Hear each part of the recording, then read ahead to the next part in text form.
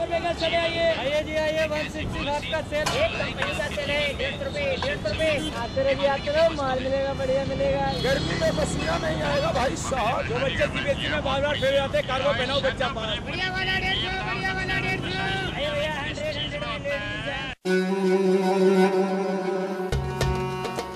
Unorganized advertising camouflaged in the chaos of old Delhi, reflecting a billion dreams and infinite desires.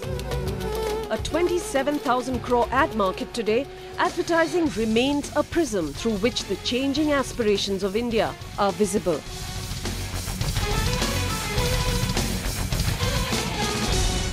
Advertising speaks in a very exaggerated way and sometimes seems to be speaking the untruth, but it is really a truth that is spoken in the form of a fantasy. And which is the reason that you will find that through time, the kind of ideas and the kind of motivations that have moved society, I think are the kind of things that you find reflection.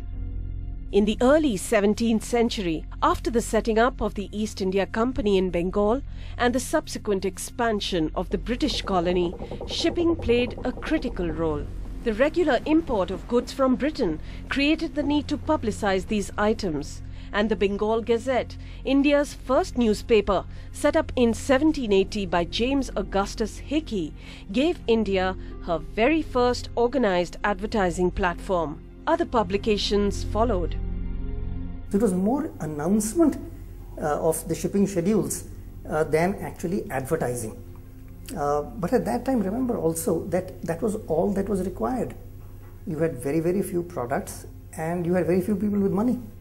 The first known advertising agency was set up as early as 1905 by B. Dattaram in Bombay, followed by the Calcutta Advertising Agency and the Modern Publicity Company in Madras. By now, advertising had begun to fuel consumer demand for foreign goods. हमारे लोग लड़ रहे हैं अपने हकों के लिए. A fact intricately linked to the Swadeshi movement in 1905, an attempt to wrest economic power away from the British by encouraging homespun products. Let's put it this way, the chief architect of the advertising of Swadeshi was Mr. Mohandas Karamchand Gandhi, and he didn't use conventional advertising. The people who were doing advertising in the time of Swadeshi were actually the British brands. So there were advertisements for Sunlight and for Lipton and a host of other, even Lux. So there wasn't really any Indian advertising at that time. There were some examples of catering to Swadeshi. So for example, Pear's soap, which used to use lines such as by appointment to Her Majesty, changed and began to show imagery from the paintings of Raja Ravi Verma. So they Indianized it.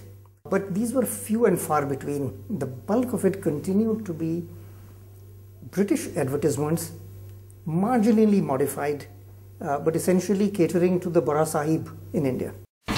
India's #1 news app just got even better. Download NDTV's new app, fully optimized for retina display, full screen view, faster response time, and Sudoku. NDTV's new iPad app. Download now.